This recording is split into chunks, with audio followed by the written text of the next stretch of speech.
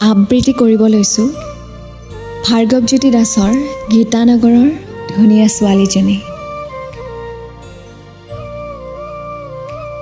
ৰূপৰ নহয়, গুণৰো নহয়, মনৰ ধুনীয়া সেই ছোৱালীজনী। এটি মিঠা হাঁহিৰে সকলোৰে মন জয় কৰা যেন সৰগৰ পৰীজনী। তাইক লগ পোৱাৰ বহু আশা মনত লৈ আগবাঢ়িছিলোঁ গুৱাহাটীলৈ, গীতানগৰলৈ, মাথো গীতানগৰলৈ। বহু সপোন মনত বান্ধি লৈ দিঠকত পৰিণত কৰিবলৈ,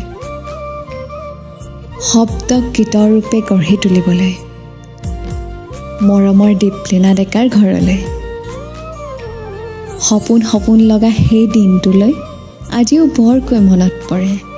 উভতি যাবলৈ মন যায় আকৌ সেই মৰম লগা ঠাইখনলৈ, য'ত পাইছিলোঁ মৰম, সহানুভূতি, প্ৰেৰণা আৰু উৎসাহ। মৰমেৰে ভৰা যেন এক সুবিশাল আকাশৰ দৰে তাইৰ হৃদয়খন। মনত নাছিল কোনো ভেদভাৱ, এজনী সাধাৰণ ছোৱালীৰ দৰে। ৰূপৰ ধুনীয়া নহয় সেই পৰীজনী, গুণৰ ধুনীয়া, মনৰ ধুনীয়া, মৰম আবিৰখনা। মাজে মাজে মন যায় তাইক আকৌ লগ পাব, মন যায় গীতৰ সুৰেৰে এবাৰ কণ্ঠ নিগৰাব।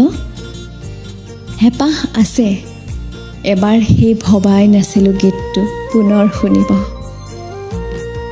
হয়, সেইগৰাকী আছিল মৰম সনা গীতানগৰৰ দীপলীনা। ধন্যবাদ।